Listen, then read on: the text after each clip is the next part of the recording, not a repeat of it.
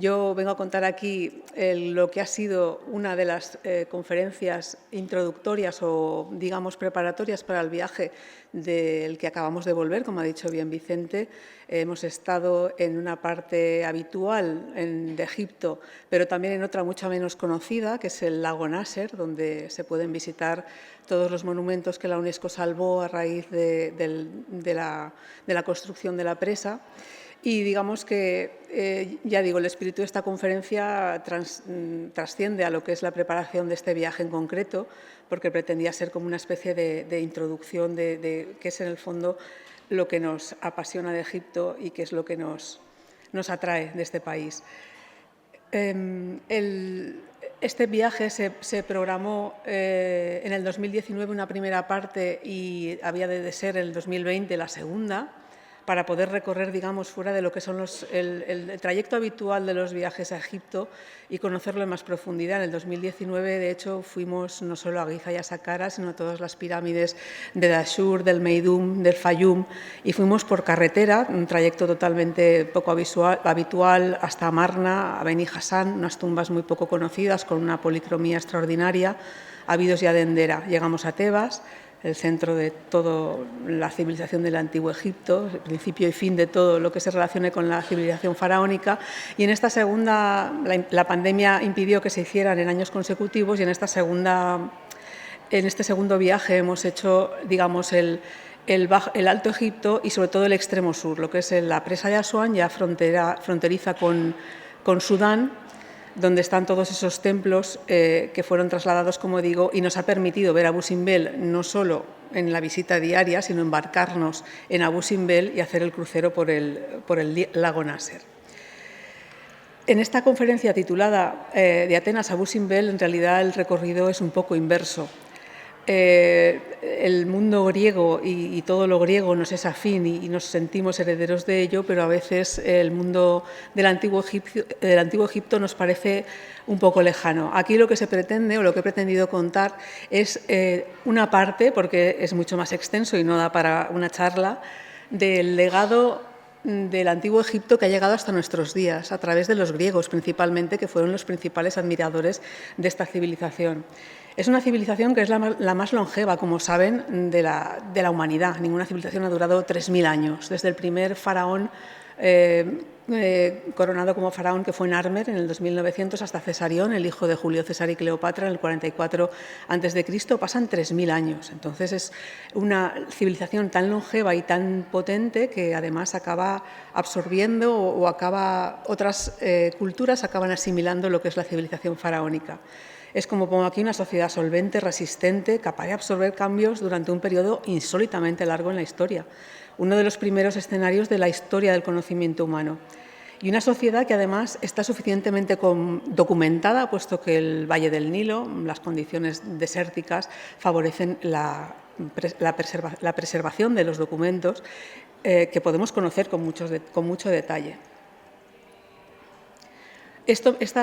Me gusta mucho esta imagen porque simplemente echando una ojeada a la historia del arte podemos ver una clara continuidad entre lo que es la escultórica o las esculturas del Antiguo Egipto. Aquí tenemos la pareja de Menkaura y su esposa Ka en el 2500 a.C. Tenemos una coré francesa del siglo VII, alrededor 650 a.C., y un kouros ateniense de 590 a.C. Nadie puede negar la línea de continuidad que se expresa en estas esculturas. Así, grosso modo, solo para situarnos, y de hecho esto es un poco tedioso porque los números siempre lo son y saben las divisiones clásicas que la cronología se establece, respecto a los periodos distintos del Antiguo Egipto, un dinástico temprano en que ya se albiran lo que serán las señas de identidad de lo que es un faraón, que el primer unificador del Alto y Bajo Egipto, que será Narmer, ese faraón de hace 2900 años antes de Cristo, unificará ese territorio y, digamos, configurará lo que es el reino antiguo. Hay entre los reinos antiguo, medio y nuevo una serie de periodos llamados intermedios por la historiografía moderna, que son momentos de disgregación. El poder central se divide por diferentes motivos, suelen ser económicos, de invasiones de otros pueblos. No son tan de decadencia como la historiografía tradicional ha pretendido mostrar, porque digamos que son otras maneras de funcionar y, de hecho, a la vista está que hasta el periodo tolemaico, es decir, prácticamente hasta nuestra era, tenemos imperio egipcio con diferentes caras, pero digamos con una línea de continuidad clara. Este cuadro de cronología me gusta más ponerlo porque no hablamos ya de los números, de acordarse del periodo correspondiente, cuál es en qué momento se produce, sino que comparamos diferentes civilizaciones. La Mesopotamia tiene, a ver, voy a poner aquí el puntero y así. Vale. La Mesopotamia, el zigurat de Ur del siglo XX a.C. es anterior a las antiguas pirámides. Incluso la escritura cuneiforme también es anterior a determinadas expresiones escritas del Antiguo Egipto. Lo que pasa es que no tienen continuidad. Mientras que en el Antiguo Egipto tenemos las pirámides del Antiguo Egipto, aquí situaríamos alrededor de 1000 y pico a Abu Simbel. Aquí pongo esta figurita que ahora explicaré lo que es un Amhotep. Y aquí tendríamos el periodo tolemaico, que es como saben, el de los descendientes de Alejandro en Egipto, que asumieron completamente la civilización egipcia y son unos de los responsables de que ese legado ha llegado a nuestros días. Con toda su identidad griega, o macedónica, mejor dicho, asumieron todo el legado de la civilización egipcia. Para que se hagan una idea de los años en que estamos hablando, de los periodos, en el momento de Abu Simbel tenemos la civilización minoica y las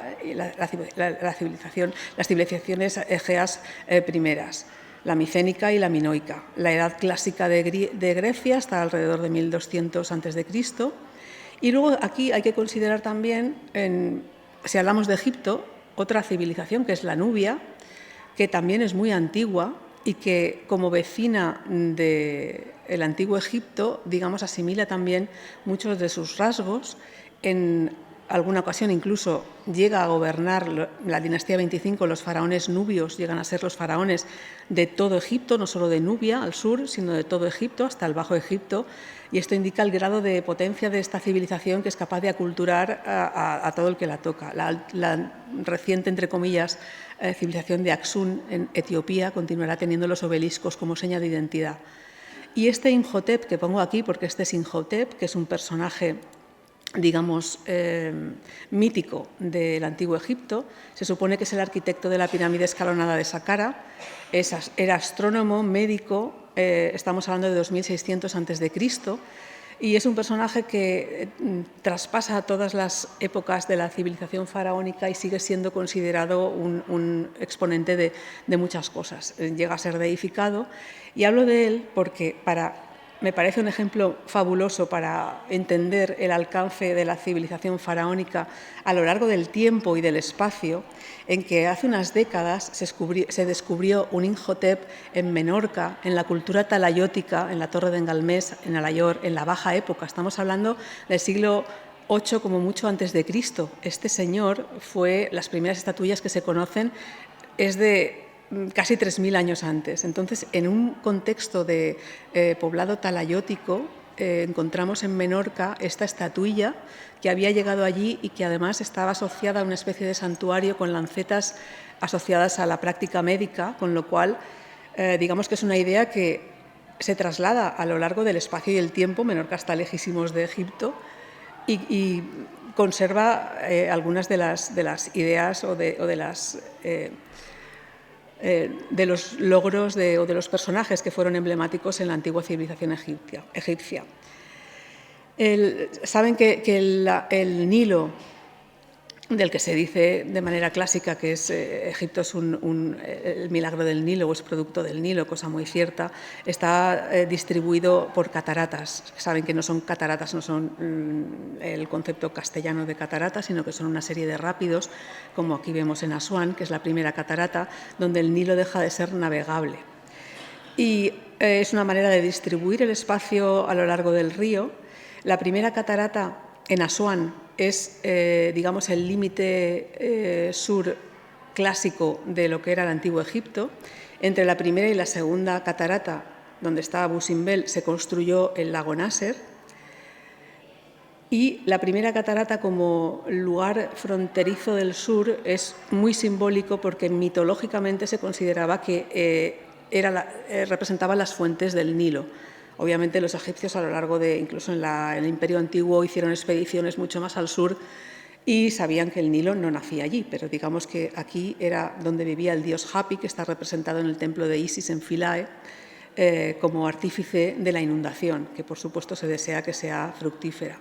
Como digo, entre la primera y la segunda catarata se halla el lago Nasser, que hemos hecho en este viaje, como digo, un poco frecuentado, donde se encuentran los templos que fueron trasladados en la campaña de la UNESCO de los años 70. Pero tenemos en la tercera catarata el antiguo reino de Kerma, la antigua Kush, que fue contemporánea del antiguo Egipto, muchas veces como vecinos, muchas veces como tierra de exploración, muchas veces como se hacían intercambio de bienes, otras veces asimilado por el antiguo Egipto en las épocas de máxima extensión. Pero digamos que tenemos aquí al sur de Egipto actual, lo que es el norte de Sudán, una zona donde la civilización egipcia y sus vecinas tuvieron una potencia importante. De hecho, no hay más que ver el reino de Napata, que fue operativo entre 1000 y 300 a.C., que se sitúa en la cuarta catarata. Estamos aquí ya muy lejos, como ven, en este segundo meandro del Nilo, en Sudán. Aquí tenemos un templo de Amón y la colina sagrada de Gebel Barkal, donde son originarios los faraones nubios negros de la 25 dinastía, que gobernaron en toda la extensión del Nilo, en una época de esas de descentralización del poder. En la quinta catarata, además, tenemos el reino de Meroe, que es como el epítome de estos reinos nubios, que, como ven, siguen haciendo sus enterramientos en pirámides, aunque sean pequeñitas y más simbólicas que las grandes pirámides de Giza que todos conocemos, pero digamos que es un acervo cultural tan potente que lo siguen asimilando. Estamos hablando de épocas ya tardías, 300 años antes de Cristo. En la quinta catarata estamos ya muy al sur, en pleno Sudán, el río Atbara, que es uno de los contribuyentes al Nilo, no el principal, y la sexta catarata es Jartum, donde se unen el Nilo Blanco, y el Azul. El Nilo Blanco nace en Uganda y el Azul en Etiopía. Aquí se ve la diferencia de color por los tamaños, los sedimentos que arrastran de diferente dimensión. El mayor tributario es el Nilo Blanco, pero el Nilo Azul es muy importante por el aporte que hace puntual en una estación del año, que es la de las lluvias. La fascinación por el Nilo nos llega de los griegos. Ya digo, los griegos son los principales admiradores de Egipto. A través de ellos nos ha llegado toda esta fascinación por una cultura a veces a lo mejor desconocida o que parece como extraña. Y la primera fascinación que tiene el mundo griego es la hidrográfica. Los ríos en el Mediterráneo son de poco caudal, muy cortos, a veces, muy a menudo, por no decir siempre, no llevan caudal todo el año, y cuando uno ve el Nilo y viene del mundo mediterráneo debería quedar muy impresionado. Además, es el único río en el momento de los griegos en que lo conocen, que va de sur a norte. Nos explica por qué un río va de sur a norte y por qué, sobre todo, en el momento del año en que menos llueve poco en Egipto, pero algunas veces llueve, es cuando se alcanza la inundación. O sea, el río se inunda cuando no ha llovido en meses. Entonces, digamos que fue siempre un misterio más allá de lo comprensible. Trasialces de Tasos, ya en el siglo VI a.C., aventura que probablemente se trate de unas lluvias torrenciales que hay en las montañas de Etiopía. Y aquí acertó, porque efectivamente las tierras altas de Etiopía, el techo de África, con más de 4.000 metros de altitud, tiene una pluviometría muy abundante, que es la responsable del Nilo Azul y de la inundación que se produce anualmente, en el lago Tana, exactamente. El caso es que el río Nilo ha determinado siempre la civilización faraónica y, de hecho, la preocupación por las crecidas ha determinado también el devenir del bienestar, sobre todo de los momentos históricos del Antiguo Egipto.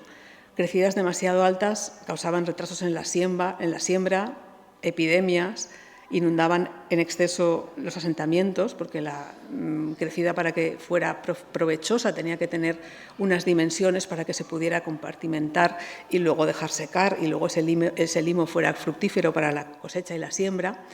Al contrario, las demasiado bajas causaban mortalidades inmensas. De hecho, en el siglo X se sabe que un cuarto de la población murió por una crecida demasiado baja, e incluso se documentan actos de canibalismo ante el hambre acuciante de que el río no había aumentado lo suficiente. Plinio el Viejo, ya en el siglo I, ya mide cuál es la crecida ideal. Dice que con 12 codos, la medida egipcia, habrá hambre, con 13 escasez, con 14 alegría, con 15 seguridad, con 16 abundancia, y si llega a los 18 será una catástrofe.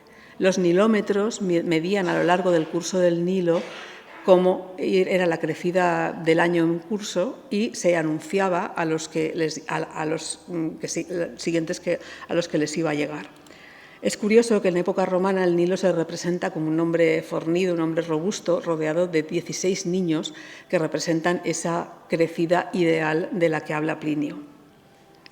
Los contactos de Egipto con el Egeo datan de la época minoica. De hecho, en esta época en que en Egipto se sucede o está sucediendo el tercer periodo intermedio con la invasión de los Hicsos, poblaciones de tierra sirio-palestina, hay un intercambio aquí cultural muy importante en Avaris, donde hallamos frescos minoicos en Tel el Daba actual, excavados y que se han podido documentar.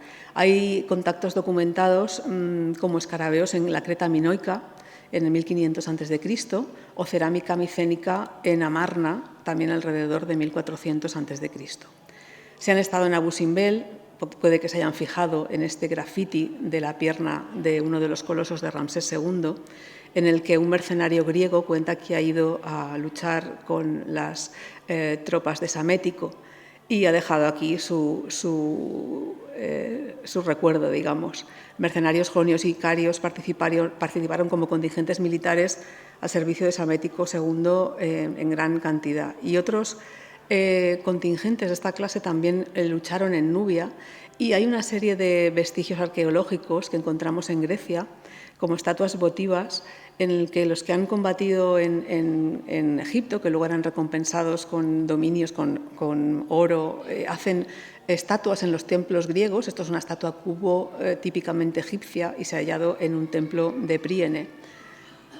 Digamos que la aventura egipcia era muy atractiva desde todos los puntos de vista. Heródoto nos cuenta desde el principio, nos hace ese catálogo de monumentos maravillosos, las pirámides, los templos, el laberinto, nos introduce en el mundo de las momias, las creencias del más allá. Este libretito me parece muy, muy gracioso, del sensacional episodio del padre de la historia. Heródoto nos ha educado en la tierra maravillosa que es Egipto.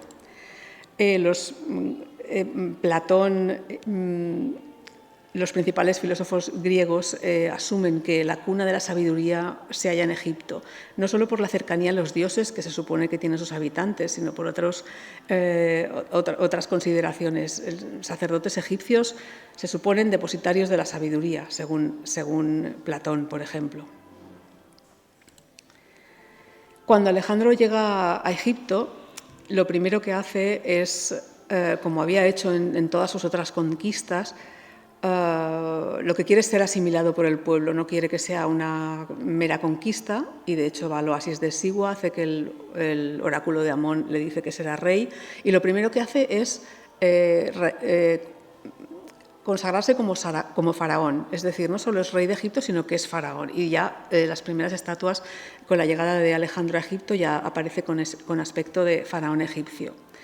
Lo hace en Memphis, que era la capital en ese momento, y este legado también se transmitirá a lo largo de sus descendientes, los Ptolomeos, que asumirán claramente esta manera de reinar en Egipto, que tomará sincretismos muy curiosos, porque ellos son griegos, macedonios, mejor dicho, pero asimilarán de una manera muy clara y además estará en su hoja de ruta, hacerse depositarios de la civilización faraónica, porque entienden que es una cosa muy potente. De hecho, gracias a ellos nos han llegado el legado de esta civilización. El heredero de Ptolomeo I, el general de Alejandro, que se queda con Egipto, lo primero que hace, podemos ver esta representación de una estatua claramente griega y también se corona faraón y tenemos esta representación. Reforma la administración con una planificación griega, consagra o digamos, confirma los templos como unidades de producción, cosa que había funcionado en la antigua civilización faraónica, y digamos que esta prosperidad da para mantener un ejército bastante importante y además dedicarse a ser mecenas de las artes. Ya sabéis que Alejandría, la casa de las musas, el faro, esa ciudad que hace donde congrega a todos los sabios de la humanidad y la biblioteca donde se conserven todos el conocimiento de la humanidad, es obra de él y de su seguidor. Hacen los Ptolomeos una maniobra muy inteligente como cohesión social, que es hacer un nuevo dios que sea mezcla de egipcio y mezcla griego, que es Serapis. Se representa en forma como un buey y el pueblo egipcio o los egipcios tenían mucha predilección por este dios. Y Serapis será una versión helenística de Osiris que acabará conviviendo también con el mismo Osiris, porque los egipcios no abandonarán su panteón, pero es una manera muy inteligente de integrarse en lo que es la ciudadanía o los habitantes egipcios. El Serapeum de Saqqara lo recomiendo mucho para visitarlo, porque es impresionante. Lo han abierto hace un par de años y se ven ahí los sarcófagos de los bueyes, que eran bueyes que tenían que ser escogidos cuidadosamente porque tenían que presentar unas señas, tenían que ser de una determinada manera. Los sacerdotes iban por las aldeas y hasta que identificaban el buey que era el dios Apis, costaba un trabajo, y luego eran enterrados, momificados, y se construían estos sarcófagos para su inhumación. Ptolomeo II Filadelfo culminó la obra, digamos, de mecenazgo y de expansión de Egipto de Ptolomeo I. Es el momento en que el imperio tolemaico o el Egipto, bajo los Ptolomeos, tiene una gran máxima extensión. También en esta época se asume la tradición del matrimonio entre hermanos reales. De hecho, él se casará con su hermana Arsínoe. Y digamos que se inaugura esta tradición que seguirá hasta el final de los Ptolomeos de juntarse o del matrimonio entre hermanos, que tenía un significado, digamos, simbólico, pero que luego también producía descendencia y unos buenos problemas por todas las luchas entre dinastías que sucedieron. Esta imagen me gusta mucho porque tenemos aquí una Arsínoe totalmente griega, una Arsínoe totalmente egipcia, y aquí tenemos esta especie de estatua, podríamos decir, híbrida, en que lo que es la textura de la tela recuerda claramente a una representación griega, pero tenemos el atuendo de llevar el pecho descubierto, que era propio de las egipcias. Entonces es representativo de esta simbiosis que los Ptolomeos, a través de la cual los Ptolomeos nos hacen llegar el legado egipcio a nuestros días.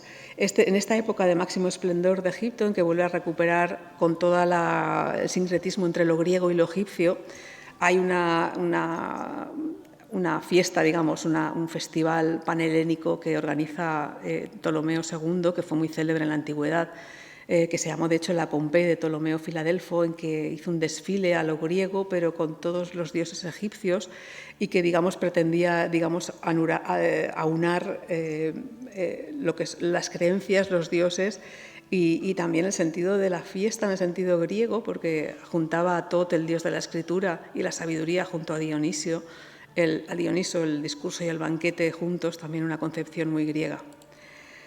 En el tema de los dioses conocen seguramente a la perfección el mito de Plutarco que nos ha llegado, de Isis, Osiris y Horus. Hay un corolario de esto que es muy interesante porque también se transmite a la civilización griega, y es que se trata de los dioses que mueren. Tiene un origen neolítico y tiene que ver con la observación del ciclo natural. En la naturaleza todo vuelve. El tiempo es cíclico, la vida, la muerte, la resurrección, hablamos de plantas, hablamos de la naturaleza en conjunto.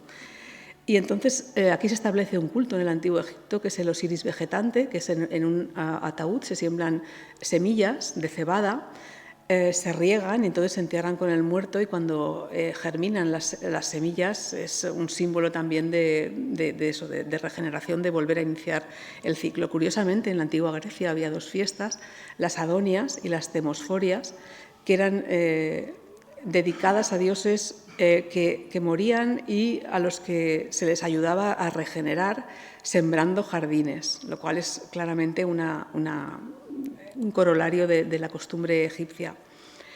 En los templos que estamos muy acostumbrados a ver cuando vamos a Egipto, es muy interesante tener en cuenta que un templo, la unidad básica, porque los templos, sobre todo en Karnak, por ejemplo, tenemos la imagen de Karnak, son templos superpuestos a lo largo de cada dinastía, unos aprovechan trozos de unos, se superponen, se ponen por delante y se anulan los antiguos. En definitiva, la unidad básica de lo que es un templo la tenemos aquí, que es una representación del cosmos del Antiguo Egipto.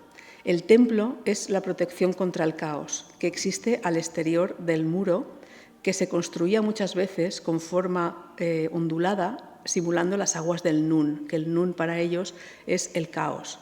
El templo, una vez atraviesas el pilono, te protege del caos y te hace introducirte en el Sancta Sanctorum, que es el punto más sagrado donde se encuentra la colina primordial, que es de donde salen los primeros dioses.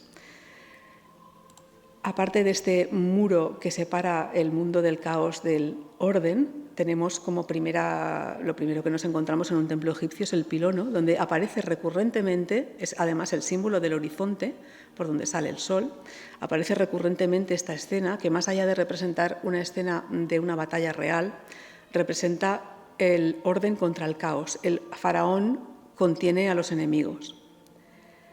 Además, los templos, justamente por este motivo, presentan con mucha frecuencia, en el caso el más llamativo es el de Karnak, de hecho dentro de 2 días, bueno, esta semana ya se puede ver, son unos cuantos días en el solsticio de invierno. Karnak está construido de manera que está orientado a la salida del sol del solsticio de invierno, porque en invierno empiezan los días a ser más largos. Es un símbolo de regeneración, también indicativo del conocimiento astronómico que tenían los antiguos egipcios. Entonces, como digo, el primer tramo a atravesar en un templo egipcio es el pilono que te separa del caos exterior. Tenemos las salas hipóstilas que recrean las marismas, que tienen que ver con la colina primordial, los lotos, los papiros. De hecho, están semi-ocultas, es decir, llega la luz del sol. Pensemos en la de Karnak, al margen de que no esté íntegra como cuando fue construida. Pero en un templo egipcio lo principal, y esto se ve en el de Fub, porque cumple todos estos requisitos, es que el techo se va haciendo cada vez más bajo y el suelo se va subiendo.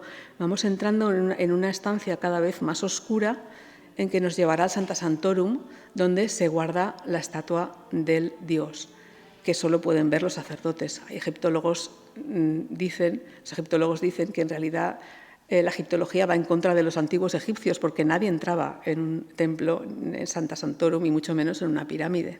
Nosotros vamos allí como si fuera pues, lo que es, pero nadie en el antiguo Egipto entraba en estos recintos.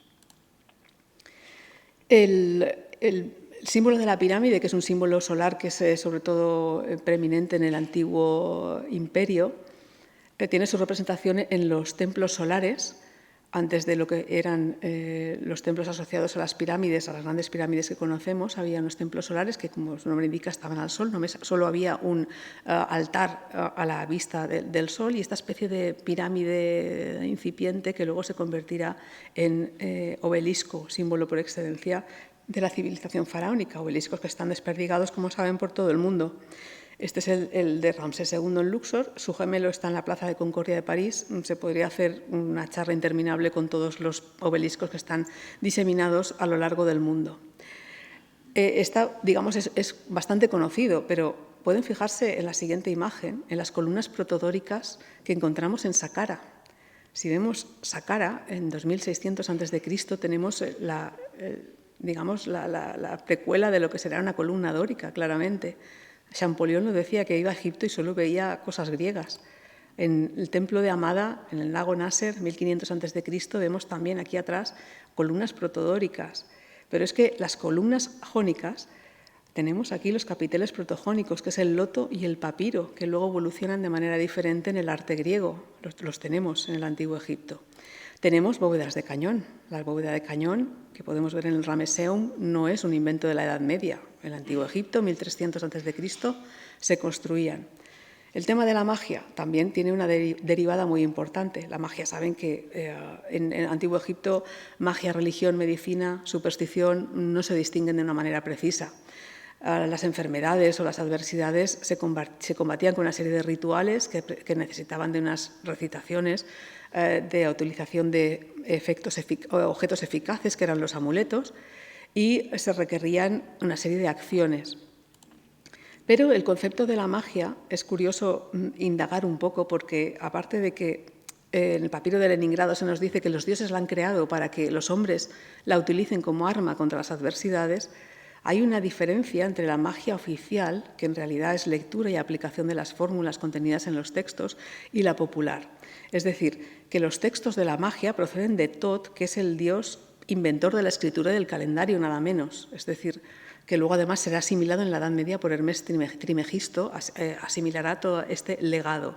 Es decir, lejos de la concepción de magia que pudiéramos tener como algo sin fundamento, porque de hecho la biblioteca de Hermópolis Magna se sabe que reunía textos de carácter hermético y místico, pero también relacionados con lo que digo, con otras disciplinas. De hecho, las casas de la vida eran los centros de formación de los escribas, donde se copiaban textos litúrgicos, mágicos, pero también astronómicos, cosmográficos o médicos. En la Edad Media,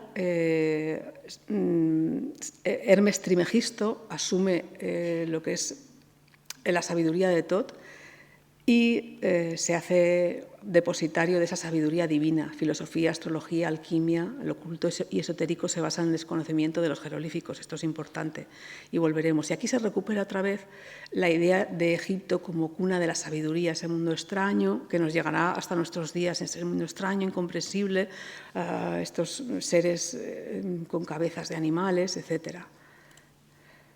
De hecho, la última inscripción jeroglífica, que digamos el jeroglífico en un momento dado, porque se preparaban los escribas en las casas de la vida, tenían una formación muy específica y muy importante sobre cómo poder escribir los jeroglíficos. Llega un momento en que ya no hay nadie que sepa leer los jeroglíficos. Esta es la última inscripción que se conoce en la isla de Philae, que ya es un galimatías. De hecho, aquí no se adivinan jeroglíficos, sino está copiado de mala manera y no se sabe lo que se dice. Y de hecho será hasta la piedra Rosetta que volvamos a entenderlos. Entonces, digamos que el viajero de la Edad Media o el viajero incluso Napoleón y su expedición, hasta que se encuentra la piedra Rosetta, que es la que permite descifrar el jeroglífico, es una especie de lengua abstrusa, misteriosa, que encierra, pero en realidad es una lengua tan prosaica como otra cualquiera. Lo que pasa es que deja de conocerse en un momento dado porque los sacerdotes ya no tienen esa preparación, aunque siguen con el culto a Isis, y esto es muy importante, porque el culto a Isis se mantendrá en la isla de Philae, en Asuán, hasta el siglo VI. Y de hecho se mantendrá, en principio los emperadores romanos mantendrán este culto porque seguía siendo muy popular con Nubia, la fronteriza con Egipto. Seguían haciéndose esas procesiones del traslado en la barca del dios. Augusto decía que eran deslumbrantes y que convenía estar a buenas con el pueblo nubio, no querían conflictos al sur, y entonces se permitió este culto a Isis hasta bastante después de que fueran prohibidos los cultos paganos. Lo curioso y lo que es muy llamativo es que este culto fue asumido por el cristianismo. Esta imagen de Isis amamantando a Horus, que puede parecer extraña, fue totalmente asumida por el cristianismo, como la Virgen María y el Niño Jesús. En el occidente cristiano pervivieron Isis y Osiris a través del mito de Plutarco, y Isis y Horus, en la actitud de madre e hijo, sería adoptada por el cristianismo para expresar el papel de la Virgen María como protectora de Jesús. Además, la Iglesia copta también asimilará los monstruos y demonios de ascendencia egipcia que aparecen en el Antiguo Testamento relacionados con la vida en el desierto y muy relacionados con la iconografía cristiana. Y aquí puede parecer que hay mucha diferencia entre ambas imágenes, pero si rastreamos un poquito más, podemos ver este culto de Isis que se extiende por el Mediterráneo. Esto es una exposición que recomiendo mucho, que está ahora en CaixaForum Madrid, que se llama, ahora no me acuerdo, Diosas, va de diosas, mujeres diosas en diferentes culturas y en diferentes épocas y en otros ámbitos, no solo diosas. Y aquí tenemos, por ejemplo, una Isis amamantando a su hijo del siglo de 200 después de Cristo. Esta es más moderna. Esta en Esmirna también es una sacerdotisa de Isis que tiene la llave del templo, lo que la acredita como tal, y tiene esta especie de receptáculo que tiene forma de seno, aludiendo a su función de amamantar. Esto también es muy curioso. Es un niño representado en la dinastía sexta, alrededor de 2200. Los niños se representaban con una coleta lateral. Y aquí tenemos a un devoto de Isis. Los niños en Roma se les hacía sacerdotes, en este caso de Isis, muy temprana, 7-8 años, y sale con el pelo muy corto y con estos dos ricitos. Y si aún esto no es suficientemente curioso, también les puedo decir, no sé si conocen esto, aquí tenemos a una Isis totalmente romanizada, se la distingue porque lleva un sistro egipcio y aquí en el jarro lleva agua del Nilo, pero esta placa que hay aquí, que ahora la pobre apenas se ve, está en un pretil del río, a la altura de la Pechina, dice que aquí está el colegio de los adoradores de Isis. O sea, en la Valencia romana había un grupo de adoradores de Isis. Se conserva, la encontraron en el cauce y la pusieron aquí en este pretil, pero la verdad es que está muy desgastada, pero para que vean que también llegó aquí el culto a Isis. Hay otras tradiciones tradiciones del Antiguo Egipto relacionadas con las creencias que no se llegaron a nuestra época, pero que sí llegaron a la época romana. Es la rana como símbolo de regeneración. En la magnífica tumba de Nefertari, que la vemos aquí presentándose ante Tot para pasar el juicio y poder tener una feliz transición al reino de más allá, la vemos presentando una rana. Y esta simbología de la rana la encontraremos en las lucernas romanas, donde aparece este símbolo como culto a Isis, que es la eterna guardiana de la vida. Luego tenemos el pez y la resurrección. El pecinet, que es la tilapia nilótica, es donde el difunto encuentra su refugio. Y en el cristianismo se convierte en ictus. En este Jesucristus Theos Ios Soter. En esta tumba de Menenra, de la 18 dinastía, podemos interpretar, y se interpreta, y a veces lo es, como una escena jovial de caza y pesca, pero en realidad es la tilapia y la perca que representan el alma de ayer y el de mañana. Es una cacería mística, es como el tránsito al más allá. Aquí podemos ver una representación similar y aquí tienen el pez, que fue el símbolo del primer cristianismo.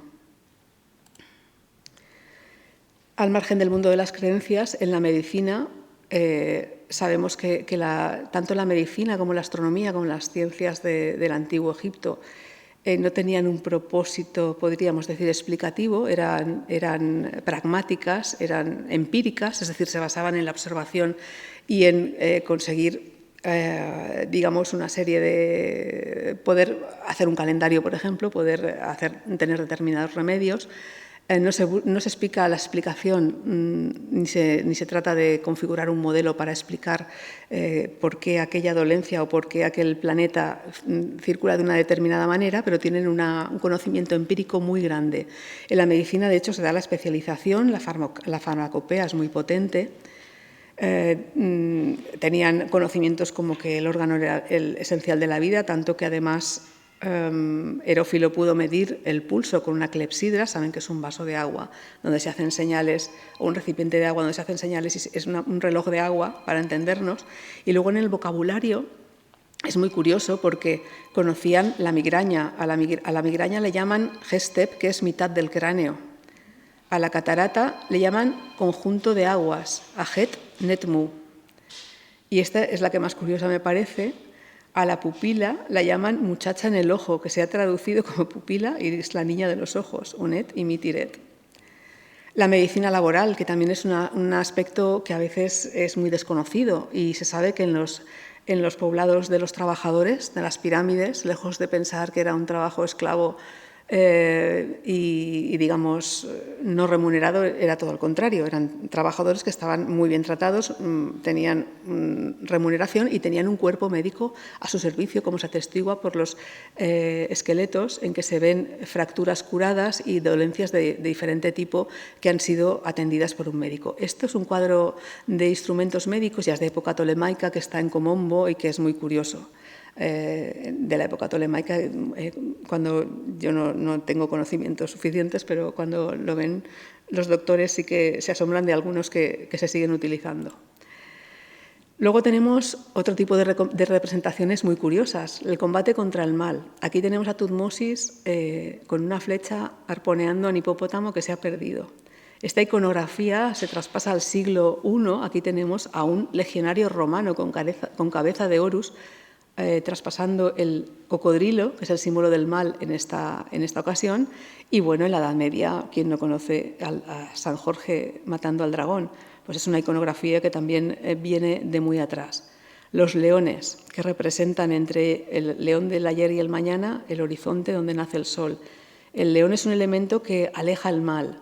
Lo vemos en diferentes contextos y en diferentes periodos de la civilización faraónica. Lo vemos en las gárgolas de los templos egipcios. Esta es de Dendera, pero también se ve en Philae y en otros templos.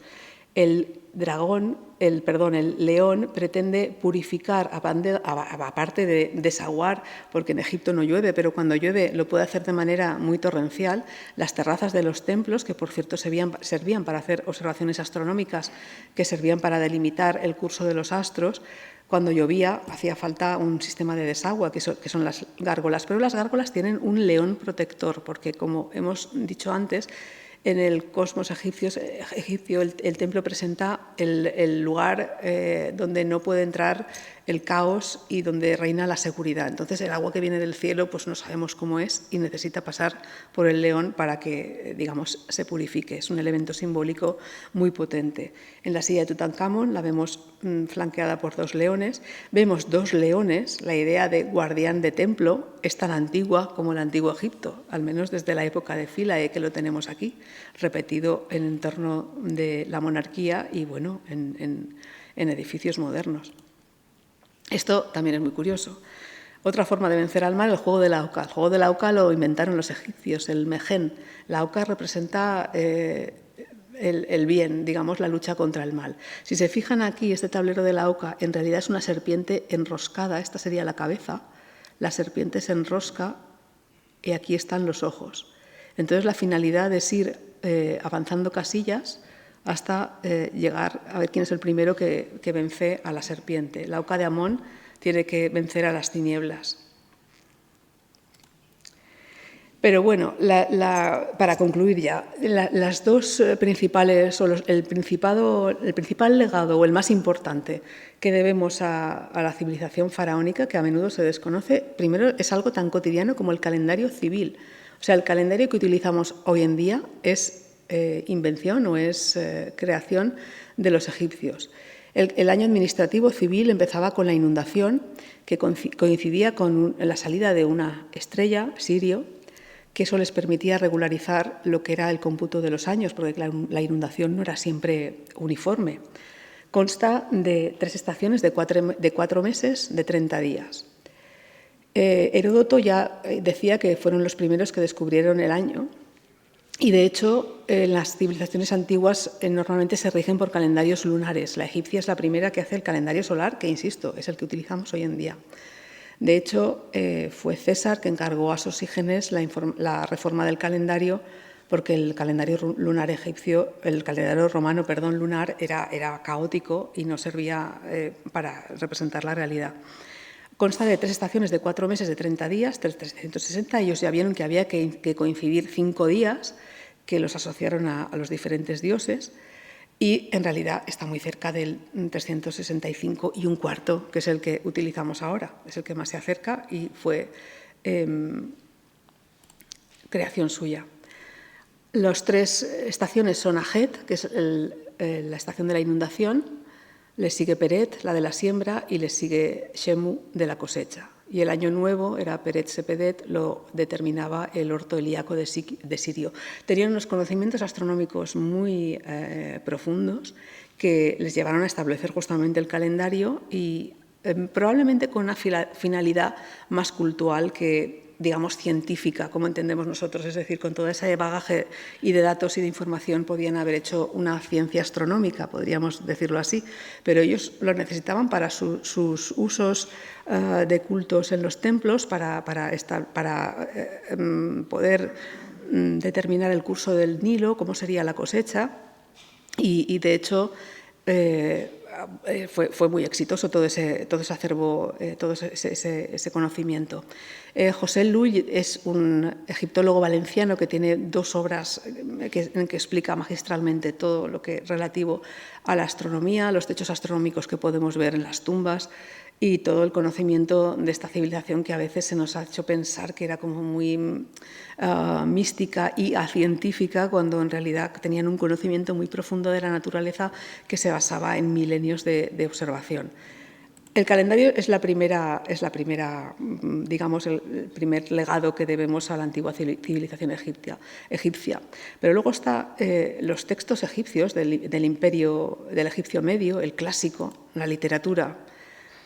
Sabemos que hay diferentes tipos de sistemas de escritura, que en el egipcio antiguo son textos rituales lo que ha pervivido, los textos de las pirámides.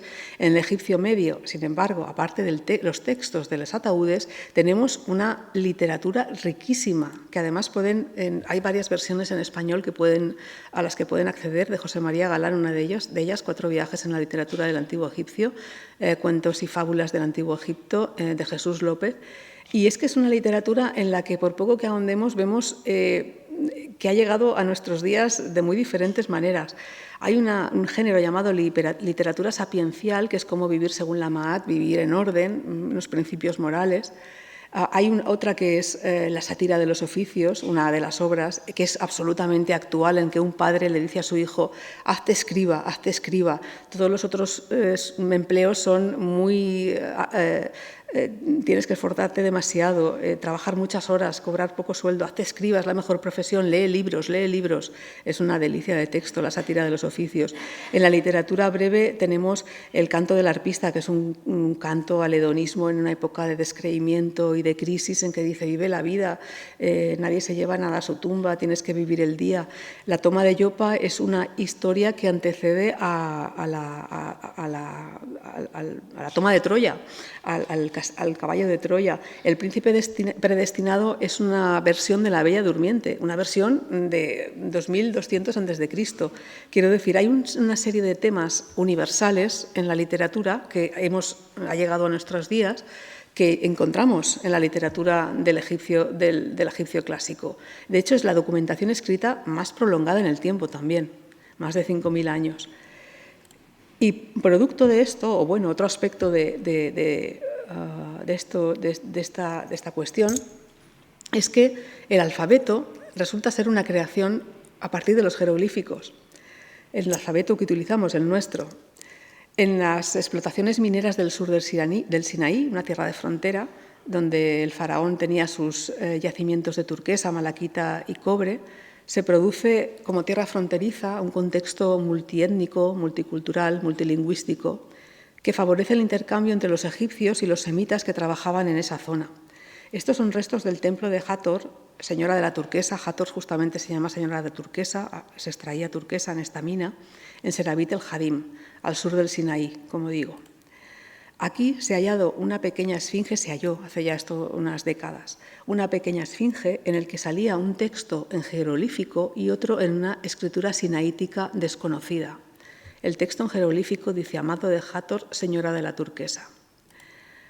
Este texto, esta lengua sinaítica desconocida, que era próxima al fenicio, arameo y el hebreo, se acabó descifrando y se vio que lo que decía este texto análogo al que hablaba de Hathor era justamente Balat, que era el nombre semítico de Hathor.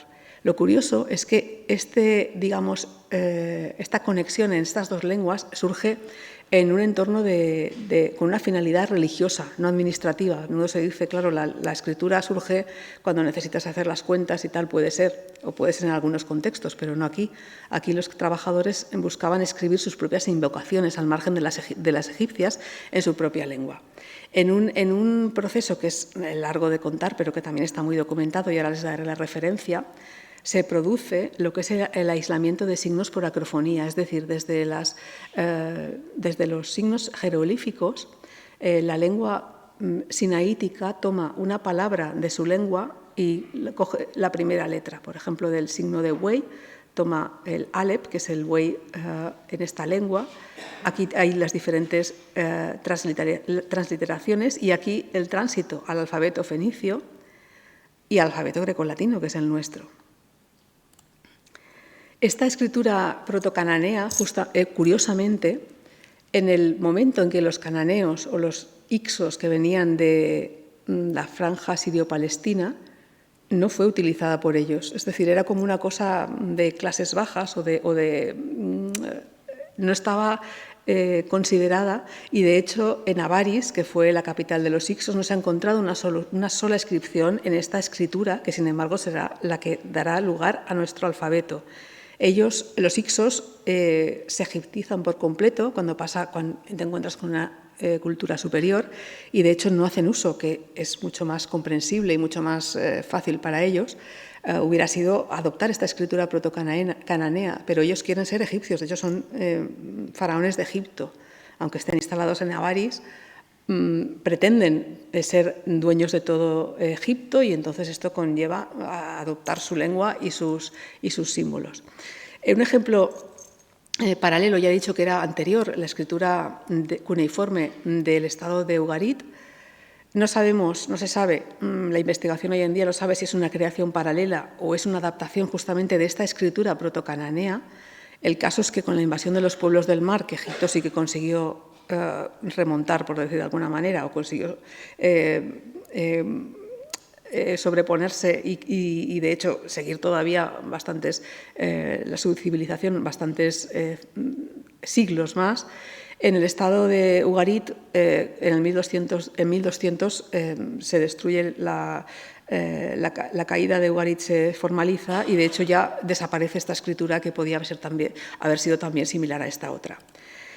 Y ya para acabar, esto es una gran paradoja cultural, porque resulta que los egipcios en el siglo II empezaron a escribir su lengua con letras griegas.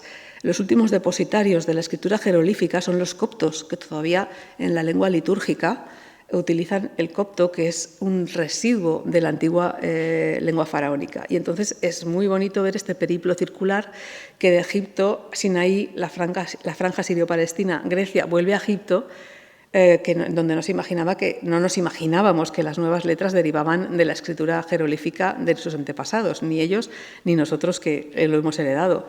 Gardiner, que es uno de los lingüistas que además trabajó este tema con profundidad, dice que los jeroglíficos siguen vivos, aunque sea en forma transmutada, dentro de nuestro propio alfabeto. Y Josep Cervelló, que es otro egiptólogo español de referencia mundial, lo explica maravillosamente en este libro, que les recomiendo, todo este proceso desde esas minas del Sinaí, donde se encuentra esa esfinge de Serabit el-Hadim, hasta lo que es nuestro alfabeto. Y por mi parte nada más, un feliz 2024.